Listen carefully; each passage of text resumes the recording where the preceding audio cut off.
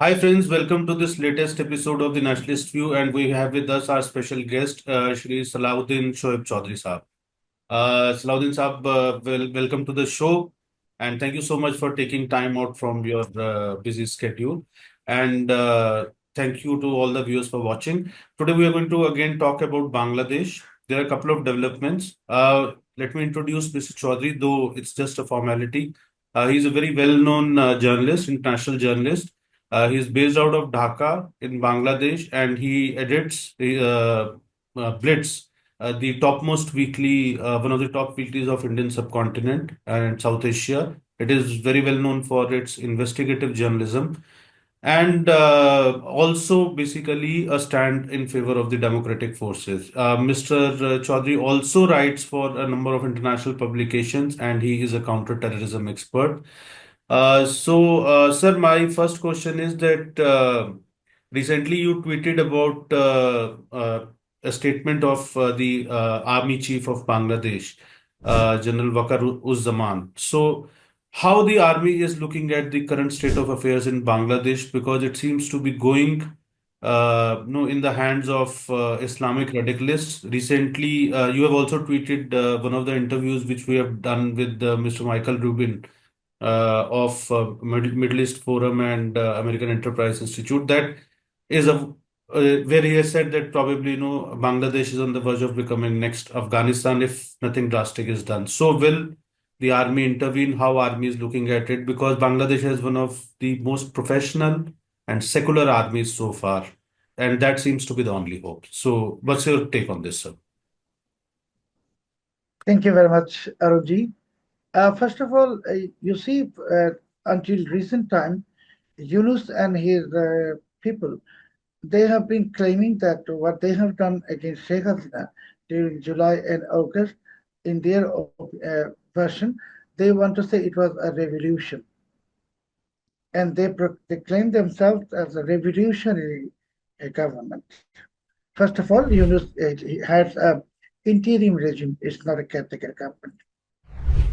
But 3 days ago, Bangladesh Armed Forces they have hosted an iftar party, and they invited those students who were injured during anti-Sheikh Hasina protest, what I call jihadist protest. And at the background, clearly it was written July coup. They don't recognize it as a revolution. They clearly said July coup, meaning Yunus is a product of a coup. Now it's the official version of Bangladesh Armed Forces, and according to the Bangladeshi existing law and constitution, anyone attempting a coup or staging coup, they are tantamount to sedition, which has a capital punishment, meaning death penalty. So, what Bangladesh Army has now categorically said that a thing, it's not a revolution, it's tough, it's a coup. And in Blitz, we have been always saying it's a jihadist coup. So this is a very strong signal for Yunus and his cronies. And also, that a few days ago, Bangladesh Army Chief Waqar Zaman, he categorically uh, said that the country's law and order situation has to be improved. It has seriously been deteriorated. Economic situation is in mass. So, in altogether, I mean, it's not only army.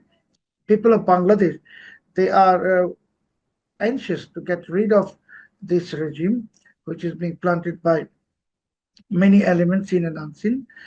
And in my opinion, now, since this is a post-coup uh, regime, post-coup, so they are all in the eyes of Bangladeshi law. They all are criminals, and they must be facing sedition charges. And then the sedition charges, when they face sedition charges, then of course, as I said, according to the provision of our law, it bears capital punishment. So, sir, we also see another interesting development which is happening. We are recording this for our viewers. We are recording this conversation on 25th March evening. So, tonight, as we were talking off camera and you discussed this with me also, that tonight, yeah, on the night of 25th March, Muhammad Yunus, the chief advisor of Bangladesh government, is going to China, and there in China, they're going to sign a number of, he's going to sign a number of memorandums of understanding and agreements. So, two questions, sir. One, that because it's an interim government, so do they have the right to go and sign these kind of memorandum of understandings? And second, is Yunus moving towards China for protection? Because after Donald Trump has taken over the presidency of United States, he seems to have lost backing of the United States, and his days seem to be numbered. So is he moving towards China so that China can protect him? 25th March bears a significant uh, part in our history because on this night, the Pakistanis they staged this Operation Satellite. They massacred Bengalis, including hundreds of Hindus. They massacred the students of Dhaka University. So this is a black night for Bangladesh.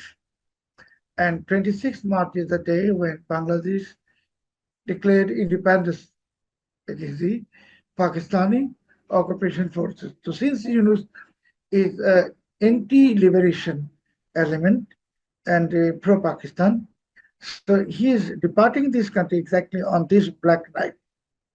And he is skipping our celebration of the Independence Day, which will take place tomorrow.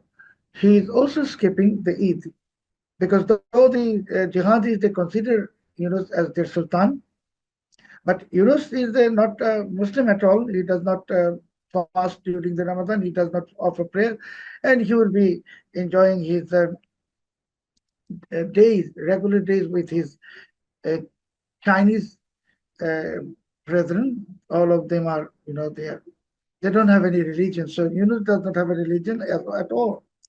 And during this month of Ramadan, which is the holy month, Yunus is going to China with the notorious agenda of selling this country because China wants to establish a yard base in Bangladesh. China wants the Tista barrage. China wants the major segment of the 24 oil blocks in Bay of Bengal. China wants Saint Martin. So with these four things, China wants a lot of things. And you know, Arunji, that Ms. Tulsi Gabbard, she gave a statement while she visited India, condemning what is happening in Bangladesh, the rise of Islamists and the attempt of the jihadis for establishing caliphate in this country, and immediately, a few hours after the Ms. Gabbard's statement, Yunus press office they condemned her statement. Not only that, they even manipulated some local staff in the French embassy in retweeting the statement of the Yunus office, which was later deleted by the French embassy. So Yunus is going, I can say this is now Yunus is uh, proclaiming war, open war against the United States, categorically Donald Trump and his administration, and not against India, not against Narendra Modi, because I mean, Yunus is now directly going into head-on collision with U.S. And in China, whatever they are signing, the Chinese ambassador in Dhaka 3 days ago, he said that there will be no agreement, there will be MOUs, memorandum of understanding. But even our foreign, I mean, this illegal regime's foreign advisor, Tawhid Hussain, he said, he told the press yesterday that they are going to sign MOUs. But an unelected, illegitimate regime, it does not have any right or any mandate of signing something. And most importantly, RMG, you will be also possibly surprised that a few hours ago, the special jet uh, has reached Dhaka from Beijing. It has been sent by the Chinese government to take Yunus to China. So can you understand I mean, the density of Chinese interest? Because Bangladesh has its own aircraft, but China has sent its own aircraft to take Yunus, meaning there's a big agenda that, as I said, that Yunus has earlier uh, tried to romance and meddle with romance and mix with the Pakistanis and Pakistani IS, etc. But this time he's going to China for selling Bangladesh, and his visit to China definitely will get some attention in the media for two reasons. One is he's going to China. Number two is the Yunus is a so-called Nobel laureate. Of course, he's a half Nobel Prize winner, not a full, but he's a so-called Nobel laureate, so it will get a lot of media coverage, at least substantial, and it will get into the attention of President Trump. And I can see also, possibly you'll agree with me, that within a week or two, there will be a good Eid gift for Muhammad Yunus from Washington, and which will be actually sanctions under Global Magnitsky Act. Chaudhry, I also wanted to ask what exactly is the ground situation in Bangladesh in specifically two aspects. One is that whether the other constituents of the Yunus government, especially the student leaders in Jamaat-e-Islami, so do they agree with this approach of Yunus that he is going to China and he's getting closer to China and he's trying to, as you rightly pointed out, selling off interests of Bangladesh or surrendering Bangladesh interest in favor of China as well as, of course, Pakistan also. But for the time, we will talk about China. So, are there any rumblings? Are there any, because we have been getting information that there are a lot of fault lines and rumblings now within the government also. One second is that on ground, the radicalization process or the activities of the radical outfits and security of the minorities, especially Hindus. So, what is the ground level situation at the government level as well as for the common people? First of all, Yunus is a mercenary, and his students, and as you said, Jamaat Islami, etc., these all are now mercenaries. So they don't really care about what interest of Bangladesh, national interest. They are getting their personal benefit. Possibly you heard that all the advisors, most of the advisors of Yunus and his top officials, they are having wealthy cryptocurrency accounts. They have millions of dollars in the cryptocurrency wallet. So these are mercenaries looting the country. So to them, Bangladesh doesn't matter at all. Now, about the Mr. Michael Rubin's forecast that Bangladesh is becoming the next Afghanistan. Actually, Bangladesh has already become Afghanistan, and now it is going to be much worse because in Afghanistan, at least, there are certain international activities to neutralize the radical elements, jihadists, etc. But in Bangladesh, until now, there is no such effort. Rather, there has been until November 5th last year, there was the direct patronization of Washington in Islamization, Califatization, and jihadization of Bangladesh. So, as to the rights of religious minorities and safety of the religious minorities, particularly Hindus, unfortunately, when I'm talking to you, you know, Chinmay Krishna Das, he's still in jail. There are a lot of Hindu rights activists there in jail. And Hindus are, forget about Hindus, Bengalis. I am a Bengali also. We are now treated by Yunus and his Islamist thugs as a second-class citizen. So we all, Bengalis, Hindus, all religious minorities, Christians, we all are treated by them as second-class citizen or infidels, because they are the not only mercenaries, they are as cruel as Islamic State or Al Qaeda. Actually, they are Islamic State, Al Qaeda, and Hamas, etc.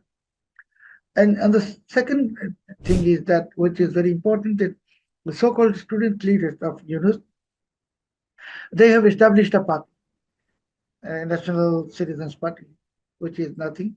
But you see that wherever they are holding any rally or whatever event, they are waving the Palestinian and Hamas flag. And the color of the uh, flag of their party is yellow, same as the Hezbollah's flag, Lebanese Hezbollah. So, I mean, in Bangladesh now, this is all of us, all the Bengalis, Hindus are also Bengalis. We are being held captive, hostage by this mercenary of the Democratic Party-led deep state and Pakistani ISI. But if you want to know the grand realities, that Bengalis are by nature warriors. We have fought against Pakistanis in 1971, and I think Yunus days are numbered. And Yunus will not sustain. Uh, I mean, I cannot say. I should not say even he will not sustain very long. I cannot say that. I can only say I don't see him for too many days in Bangladesh. His days are numbered, and he will either flee the country under any uh, pretext, or maybe he will his fate will be same as Muhammad Mursi of Egypt. Sir, one last question that how do you see the political situation in context of two major political parties which have been there? One is the Awami League and one is the BNP. Uh, we are hearing that probably there might be a possibility in the post scenario, the way things are moving, that Sheikh Hasina can make a comeback in Bangladesh. And as far as BNP is considered, there seems to be a lot of mystery around it with Khalida Zia not being in picture. I heard probably she is not so well. So, so because these two have been the main pillars of Bangladesh, what you call the political structure. Of course, Jamaat-e-Islami was there, but it was banned. So, how this thing is panning out in terms of whether Awami League still exists on the ground? What is BNP's role right now? And do you see a possibility of elections happening over the next few months? And if so, can Awami League also make a comeback or, contest elections? Will there be a situation where it can properly contest elections? You see, for the BNP, Khalida Zia is, you are right, that she is extremely ill, and it is not possible for her at all to return to the normalcy. So possibly she will stay in London till the last day of her life. And for BNP under Tariq Rahman is a corrupt individual. He is the most corrupt person, and he is, though he is having his party, although he is having extremely good relations with Yunus and his jihadist cronies, but BNP is behaving like a TikTok party. You know, TikTok, they are only appearing on social media, Tariq Rahman. So, and but while BNP is appearing on social media only, and as I said, TikTok party, their activists and workers are very much engaged in extortion, land grabbing, and all sorts of illegal activities, including some of the infamous friends of Tariq Rahman, such as Ghasuddin Mamun. They have already started looting the banks, taking loans of hundreds of crores of takas. So the BNP is returned already in its original phase. Now about Awami League. Awami League practically now has become an underground party, despite the fact that Awami League is the most is the oldest party in this country with at least 40 million voters vote bank out of 120. But I mean, vote bank I'm talking about, not the population. So Awami League has become an underground party. There is even not a spokesperson of the party at this moment. Nothing. Then those leaders of Awami League, except Sheikh Hasina, other leaders who looted during the last 15 years, made millions and billions of takas and dollars. They have fled the country. Some of them are, most of them are in India and some other countries, and they are enjoying their life. They don't bother about Sheikh Hasina. They don't bother about Awami League. And if you are witness, I mean, seeing that while Yunus and his cronies are running cruel propaganda against Awami League and Sheikh Hasina in the international media. But Awami League has no such action until now to counter those propaganda. So if you ask me if there is an election, shall Awami League return? There will be no election in this country, and there should not be an election until the weapons which has been sent by Pakistan, thousands of weapons, are recovered, and jihadis and Islamists are neutralized. So for that reason, there should be a state of emergency in this country and a caretaker government election time. Yunus should be immediately removed from the office. And then after the jihadis are neutralized and weapons recovered, there will be an election. And actually, if there is an election, once there is an election in after 4 or 5 years, uh, um, there is a bright possibility that Awami League is going to return to power. Thank you, Mr. Chaudhary, for bringing in this perspective. And to our viewers, thank you for watching. And we'll be back soon with another topic and another discussion. Thank you so much, Mr. Chaudhary. We'll be taking another update from you very soon. And thank you so much once again.